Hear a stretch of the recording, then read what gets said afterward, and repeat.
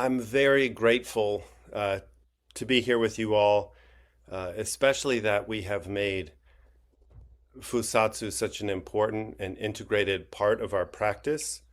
It's deeply personal for me. So, my Dharma talk today is from a very personal place, a very relational place, because the precepts take me there. They take me into my life, um, how and where I have fallen short of the mark, and then also pointing to where I need and ask for support. So this spring has been uh, challenging for me. A number of very close people in my life have passed away. My aunt, who was my father's cousin, but more like a sister to him, and they grew up on the farm together, died tragically suddenly at the end of March, early April. And then shortly after that, a patient of mine passed away, and then my mom's husband, my stepfather, died about 2 weeks ago from Alzheimer's dementia.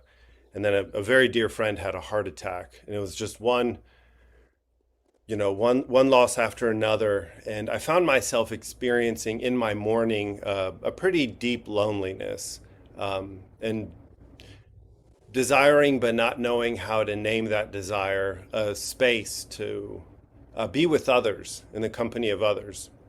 And I've shared before with you my own journey of recovery, and different programs have been important for me in my process of sobriety. And so a couple weeks back, I decided, because it has been some time for me, to return to AA, just to be back in that fellowship, to be in relationship with other people who share, as they say, their experience, strength, and hope.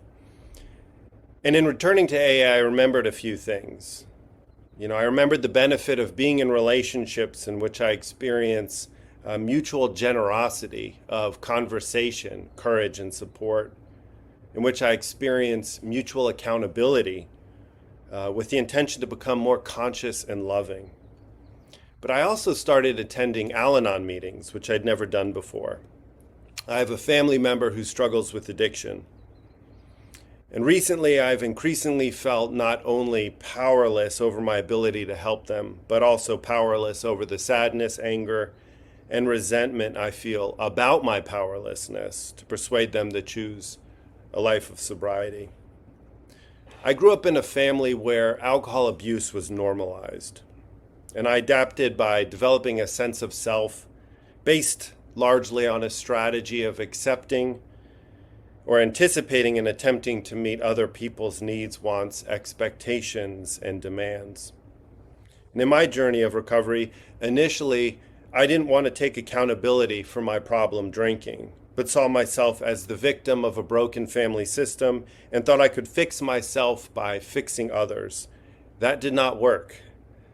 Eventually, when I got sober and started to reckon with how my drinking and my actions had impacted my life, I fell into another trap.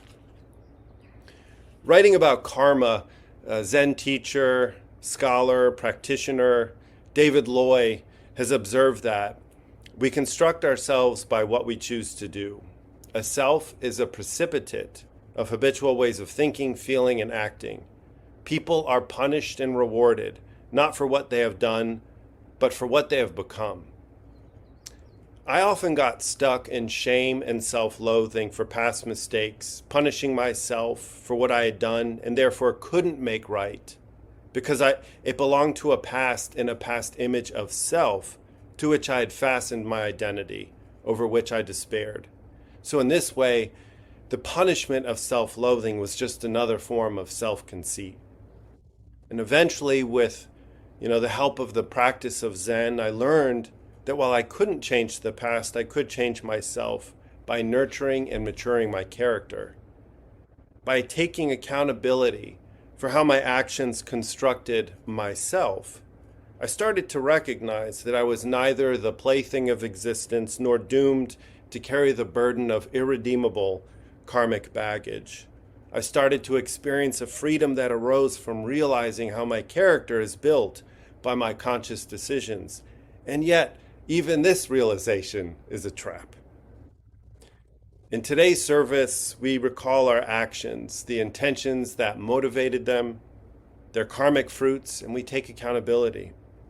We also invoke the presence of the ancestors, and I love this expression, the people of the precepts, and with them renew our vows, together supporting one another, to embody oneness by living in conscious, loving, and ethical relationship with all beings.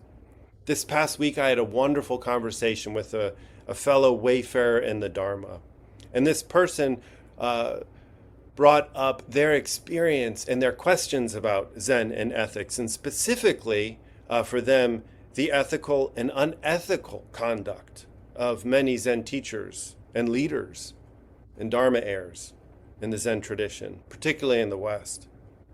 And this person wondered, how do sanghas confront transgressions, discuss transgressions, heal from transgressions? Ultimately, what is the role of ethical conduct in Buddhist practice? As our service today shows, moral conduct is the very heart of Buddhist practice. Early Buddhism began as a gradual and cumulative path, beginning with generosity, or dana, progressing to good conduct, or sila, and culminating in meditation, bhavana. In this step-by-step sequence, the act of giving, free of self-conceit, helps us notice how actions matter and impact others, including ourselves. Good conduct enables a clear conscience, which forms the basis of the concentrative awareness that allows for Buddhist practice to unfold through the Eightfold Path. The Buddhist scholar Rupert Gethin notes that the Eightfold Path is the culmination of Buddhist practice, and that the Four Noble Truths are, as Gethin's colleague Peter Harvey will note, the true reality seen by the spiritually ennobled. And we find this explained in the middle discourses of the Pali Canon. And these are the words attributed to the Buddha, or a description of words attributed to the Buddha. Then the Blessed One gave instruction, step by step, namely talk on giving, talk on good conduct, and talk on heaven, or happiness. He proclaimed the danger, elimination, and impurity of sense desires, or insatiable craving, that experience and phenomenon of addiction, and the benefit of desirelessness. One could read sobriety. When the Blessed One knew that the mind of his listener was ready, open, without hindrances, inspired, and confident, then the Buddha gave the instruction in Dharma that is special to Buddhas, suffering, its origin, its cessation, and the path. Rupert Gethin comments on this passage. In order to see the Four Truths, or, as Peter Harvey observes, the true reality seen by the spiritually ennobled, that's how he translates them, the mind must be clear and still. In order to be still, the mind must be content. In order to be content, the mind must be free of remorse and guilt. In order to be free from guilt, one needs to have a clear conscience. The bases of a clear conscience are generosity and goodwill. Generosity and goodwill, the foundation of Buddhist practice. In Buddhism, it all begins and ends with ethics, with moral conduct. From the start, generosity and goodwill. At a recent meeting this past week, I heard the following passage from one of the books in the fellowship, as Bill sees it. And these are Bill W.'s reflections. I am very grateful that my higher power has given me a second chance to live a worthwhile life. Through AA, I've been restored to sanity, clarity of heart and mind. The promises are being fulfilled in my life. I am grateful to be free from the slavery of alcohol. I am grateful for peace of mind and the opportunity to grow, but my gratitude should go forward rather than backward. I cannot stay sober on yesterday's meetings or past 12-step calls. I need to put my gratitude into action today. Our co-founder said our gratitude can best be shown by carrying the message to others. Without action, my gratitude is just a pleasant emotion. I need to put it into action by working step 12, by carrying the message and practicing the principles in all my affairs. I remember experiencing gratitude as an impossibility in my childhood, and especially when I was actively drinking. Insatiable craving trapped me in unrelenting dissatisfaction. I craved what I didn't have, and when I got what I wanted, I was ill at ease because I knew it wouldn't last. But sobriety showed me that gratitude is a possibility, not as a feeling felt when life meets my demands, not as a feeling felt when I reflect on the good that's come to me, not even as an attitude, as gratitude is commonly claimed to be. Sobriety shows me that gratitude is an action, springing forth from the clarity of heart and mind that arises in the clear conscience, which is the karmic fruit of the first step into the Dharma, through generosity and moral conduct. Gratitude is living generously in loving service with others. As Bill sees it, carrying the message and practicing the principles in all our affairs. And as we vowed this morning, these words are so beautiful, to embody our oneness with all beings, live the precepts as engaged compassion, and come to know ourselves as interconnected, embodied love.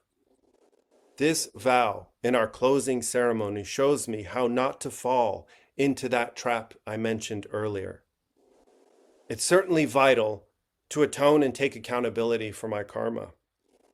But I do so not to signal my individual purity, but in togetherness with all of you, with all of us together, acknowledging that we are already interconnected, embodied love. Just as compassion is the other face of wisdom, so is gratitude, lived generously through acts of service, the other face of a sober, as well as a Buddhist life.